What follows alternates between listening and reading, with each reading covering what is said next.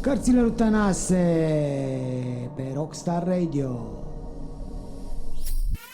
Ai chef de un SF care combină conspirații, asasinări și un strop de haos cosmic? Ei bine, Agentul Haosului de Norman Spinrad e fix genul ăla de carte care te face să te întrebi: oare cine e mai nebun aici? Avem hegemonia, un fel de Big Brother intergalactic care îți dă o viață super confortabilă, dar îți controlează fiecare mișcare. Pe de altă parte, e Liga Democratică, o gașcă de rebeli care se ascund prin subsolul și complotează să-l asasineze pe Kustov, coordonatorul suprem. Totul e serios până aici, nu? Așteaptă să-l cunoști pe Robert Ching, liderul frăției asasinilor, un tip care e prea cool să vrea doar moartea hegemoniei. El vrea entropie socială, da, ai auzit bine. Tipul are un plan genial, să introducă factori aleatori, adică să bage haos în sistem ca să-l distrugă din interior. Problema e că Liga și frăția au planuri diferite, iar când încearcă să-l omoare pe Kustov, mereu e cineva cu un pas înainte. Acel cineva e Arkady Duntov, un agent dublu care, sincer, probabil nici el nu știe de ce parte e. Finalul, Ching decide că cel mai haotic factor aleator e să se sinucidă pentru a distruge hegemonia și a trimite liderii pe o planetă extraterestră. Un fel de, dacă tot nu ne iese, hai să facem totul praf. Deci dacă îți place ideea de a vedea o lume ordonată, dată peste cap de niște rebeli haotici, Agentul Haosului e cartea perfectă.